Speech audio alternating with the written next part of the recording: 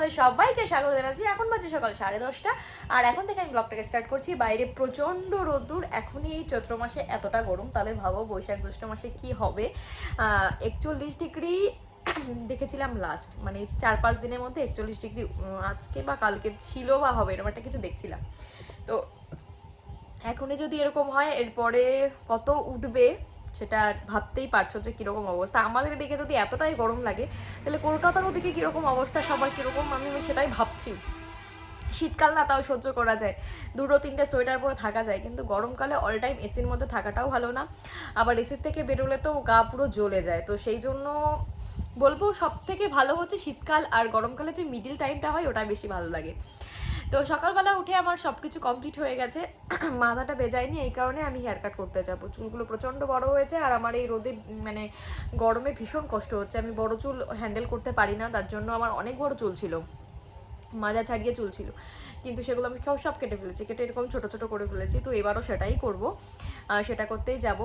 কারণ আমি গরমে আমার প্রচণ্ড মাথা ঘামে আর প্রচুর হেয়ার ফল হয়, তো সেই জন্য চুলগুলোকে আগে ছোট ছোট করতে হবে, আগে মানে গরমের প্রিপারেশন নিতে হবে, এরকম একটা ব্যাপার। আর আমার পুজো টুজো সব কিছু দেওয়া হয়ে গেছে, সব কমপ্লিট। ও একটা কাজ করছে, কাজটা হলেই ওর সাথে বেরোবো। প্রত্যেকবার কৃষ্ণনগর হাবিবস থেকে কাটি, কিন্তু এবার অত দূরে গরমের মধ্যে আর যেতে ইচ্ছা করছে না, তো ভাবছি এবার ফার্স্ট ট্রাই করবো বগুড়ার থেকে। জানি না কেমন কাটবে, তবে আশা করছি ভালোই কাটবে।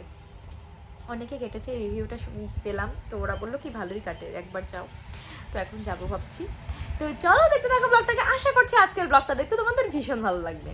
দেখো আমি এখন রেডি হয়ে গেছি, ও আসলেই, মানে ও যে কাজটা করছে বাড়িতেই রয়েছে, আসলেই তারপরে বেরিয়ে যাবো।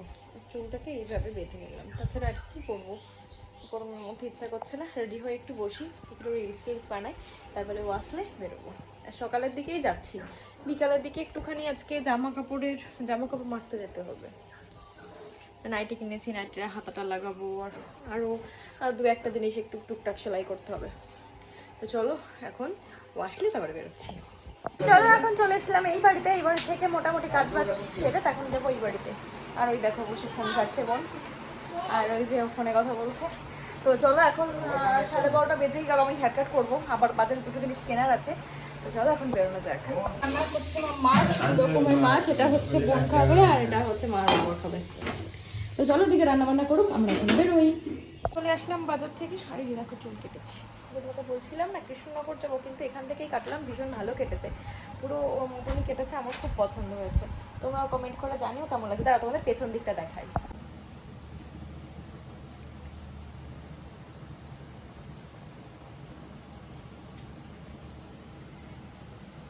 অবশ্যই কিন্তু তোমরা কমেন্ট করে জানিও। তো চলো এখন হেয়ার তো ওয়াশ করা হয়েছে, তো গরম লাগছে, তো একটু স্নান করে আসি, মানে মাথায় জল দেবো না, গায়ে একটু জল দিয়ে আসি, ভীষণ গরম লাগছে।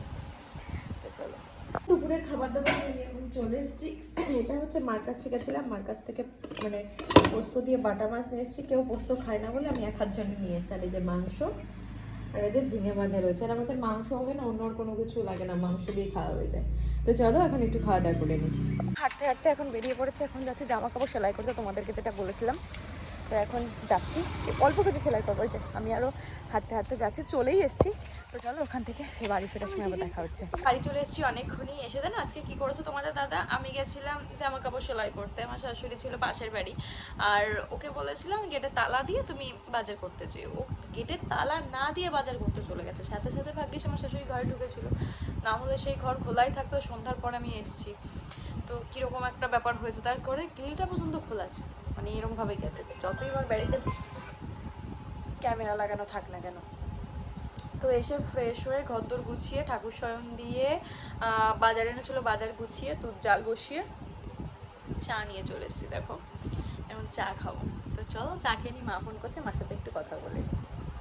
হ্যালো, সেই তোমাদের সামনে চা খাওয়ার পর থেকে আর আসতে পারিনি, শরীরটা ভীষণ খারাপ লাগছিল, গা হাত পা ব্যথা করছে, ঠান্ডা লেগেছে অ্যাকচুয়ালি, কালকেই ঠান্ডাটা লেগেছে, এইখানটা করে ব্যথা করছে, তারপর গা হাত পা ব্যথা করছে।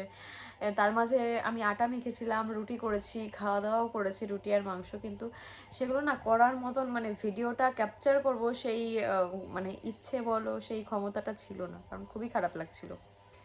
তো ভাবছিলাম কোনো রকম আটাটা মেখে রুটিটা করে খেতে শুয়ে পড়তে পারলে বাঁচি। তো এখন একটা প্যারাসিটামল খেয়ে নিলাম, যে এত গা হাত পা ব্যথা করছে, দেখা যাক মানে কেমন একটা লাগছে, মনে হচ্ছে কি সারা গায়ে কেউ শুয়ে ফোটাচ্ছে, এরকম একটা ফিলিংস হচ্ছে। তো সে যাই হোক না কেন, আজকের ভিডিওটাকে আর বড় করছি না, আজকে ছোট্ট একটা ব্লগ তোমাদের সামনে আনলাম, কারণ আজকে সেরকম বেশি কিছু তোমাদের সামনে দেখানো হয়নি। তো ভাবলাম এখন ভিডিওটাকে শেষ করে দিই। তো এই পর্যন্ত যদি আমি ভিডিওটা দেখে থাকো তাহলে নিশ্চয়ই ভিডিও দেখতে ভালো লাগছে, তার জন্য কি করতে হবে, লাইক শেয়ার কমেন্ট করে কিন্তু পাশে থাকতে হবে। আর হ্যাঁ, চ্যানেলে যারা নতুন কিন্তু সাবস্ক্রাইব করছো না, প্লিজ চ্যানেলটাকে সাবস্ক্রাইব করে দিয়েছিও। আর আমি যখন লাইভে আসবো, লাইভের নোটিফিকেশন পাওয়ার জন্য কিন্তু অবশ্যই আমার চ্যানেলকে সাবস্ক্রাইব করে নোটিফিকেশনটাকে অন করে দিতে হবে। তো চলো এখনকার জন্য টাটা, দেখা হচ্ছে নেক্সট ব্লগে।